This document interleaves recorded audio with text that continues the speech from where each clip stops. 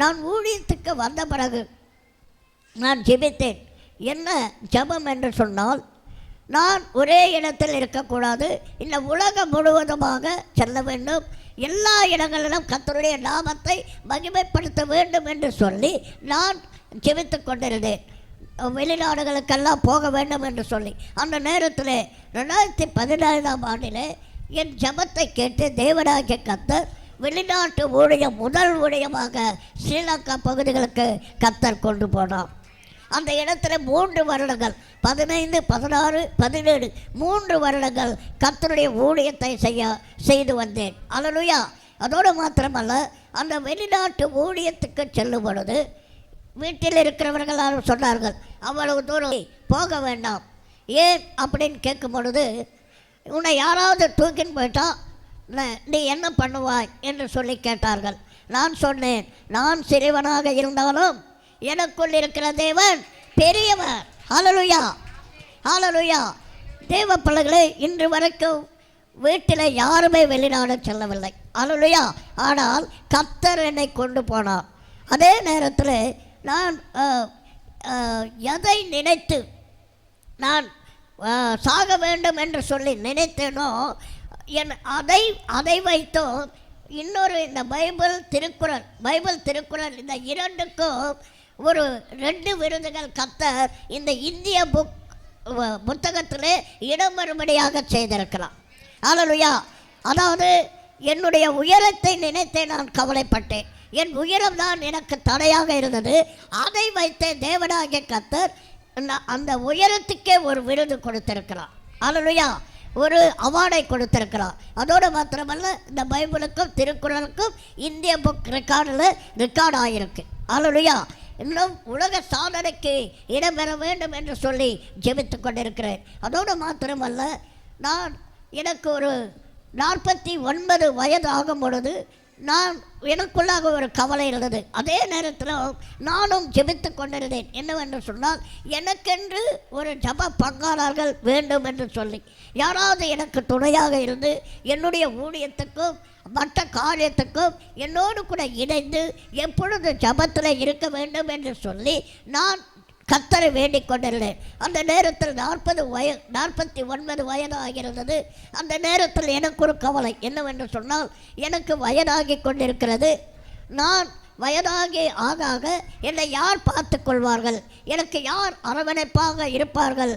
நான் அப்படி மிகுந்த வயது ஆகிவிட்டால் ஒரு ஆசிரமத்தில் சென்று நான் சேர்ந்து விட வேண்டும் என்று சொல்லி நான் நினைத்தேன்.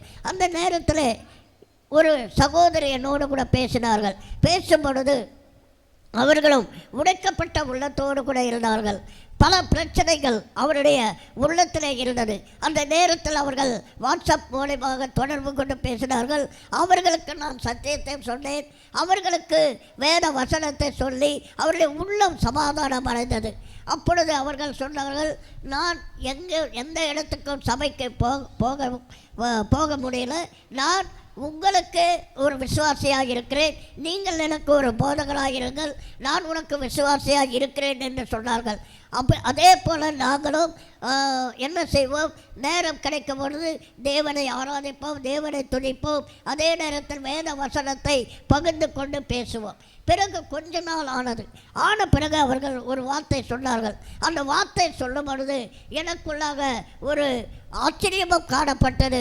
எனக்கு அழுகையும் வந்துவிட்டது. என்னவென்று சொன்னால், அவர்கள் சொன்னார்கள், எனக்கு அப்பா இருந்தார்கள், அவர்கள் என்னை மிகவும் அன்பாக பார்த்து கொண்டார்கள், என்னை அரவணைத்து கொண்டார்கள், என்னை மிகவும் அன்பாக பார்த்து கொண்டு இருந்தார்கள். ஆனால் அவர்கள் மறித்து விட்டார்கள். அந்த அன்பு எனக்கு இப்பொழுது இல்லை.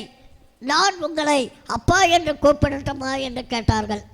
அந்த நேரத்தில் எனக்கு மிகுந்த கண்ணீர் வந்தது. ஏனென்று சொன்னால், என்னையும் ஒரு மனிதனாக அவர்கள் பாவித்து என்னை இப்படி கேட்கிறார்களே என்று சொல்லி, அதன் பிறகு நான் சொன்னேன், சரி கூப்பிடுங்கள் என்று சொல்லி.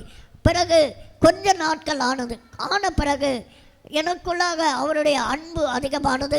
நானும் அவர்கள் மீது மிகுந்த அன்பு வைத்திருக்கிறோம். இன்று வரைக்கும் அவர்கள் என்னோடு கூட பேசிக்கொண்டிருக்கிறார்கள். நானும் அவர்களோடு கூட வேத வசனத்தையும் மற்ற காரியத்தையும் ஊழிய காரியத்தையும் பகிர்ந்து கொண்டிருக்கிறோம்.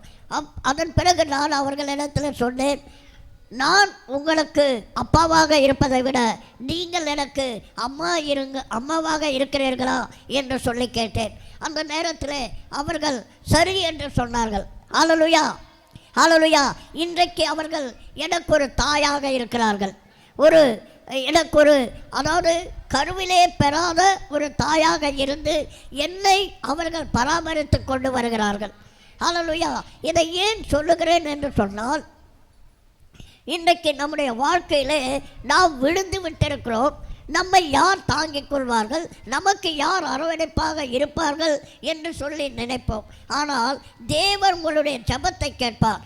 எப்படி என்னுடைய ஜெபத்தை கேட்கிறாரோ அதே போல உங்களுடைய ஜெபத்தையும் கர்த்தர் கேட்பார்.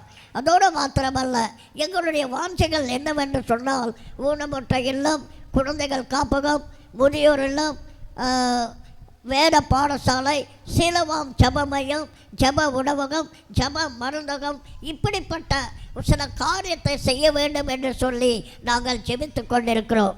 ஹல்லேலூயா. இதற்காக நீங்களும் ஜெபித்துக் கொள்ளுங்கள், ஊழியத்துக்காக ஜெபித்துக் கொள்ளுங்கள். இந்த நேரத்தில் கூட ஒரு இடம், அதாவது ஒரு சைட்டு எங்களுக்கு காணப்பட்டிருக்கிறது. அதை 15 லட்சம் சொல்லி கொண்டிருக்கிறார்கள். இதை வாங்க வேண்டும் என்று சொல்லி ஜெபித்துக் கொண்டிருக்கிறேன். நீங்களும் இதற்காக ஜெபித்துக் கொள்ளுங்கள். ஹல்லேலூயா, ஹல்லேலூயா. என் தேவ பிள்ளைகளே, நான் விழுந்தாலும் தேவனாகிய கர்த்தர் நம்மை எழுப்புகிற தேவன். ஹல்லேலூயா. இன்றைக்கு நாம் நினைக்கிறோம், நாம் விழுந்து விட்டோம், இனி நம்மாலே எழுந்திருக்க முடியாது, இனி நம்மாலே எழ முடியாது என்று சொல்லி நாம் நினைக்கிறோம். தேவ பிள்ளையே, இன்றைக்கு கர்த்தர் உங்களை விழுந்தாலும் எழுந்திருக்க செய்கிற தேவன், விழுந்தாலும் உன்னை நிற்க வைக்கிற தேவன், விழுந்தாலும் உன்னை நிமிர வைக்கிற தேவன், விழுந்தாலும் தேவனாகிய கர்த்தர் உன்னை எழும்பி நிற்க வைத்து உன்னை என்ன செய்வார் என்று சொன்னால், மற்றவர்களுக்கு முன்பதாக தலை நிமிரும்படியாக செய்ய போகிறார். ஹல்லேலூயா. என் தேவ பிள்ளைகளே, நாம் ஒரு சில நேரத்தில் நம்முடைய வாழ்க்கை அவ்வளவு தான் விழுந்து விட்டது. நானும் ஒரு சில நேரத்தில் அப்படித்தான் நினைத்தேன். அதாவது 10 வருடம் அந்த அறைக்குள் இருக்கும் பொழுது நான் அப்படித்தான் நினைத்தேன். அவ்வளவு தான் என்னுடைய வாழ்க்கை விழுந்து விட்டது, இனி நான் எழுந்திருக்க மாட்டேன், இனி நான் மற்றவர்களுக்கு முன்பதாக என்னால் நிமிர்ந்து நிற்க முடியாது என்று சொல்லி நினைத்தேன். ஆனால் விழுந்த என்னை தான் கர்த்தர் தூக்கி நிறுத்தியிருக்கிறார். ஹல்லேலூயா, ஹல்லேலூயா. என் தேவ பிள்ளையே, என்னை தூக்கி நிறுத்தின தேவன் இன்றைக்கு உங்களையும் நிறுத்தப் போகிறவராக இருக்கிறார். தூக்கி நிறுத்துவராக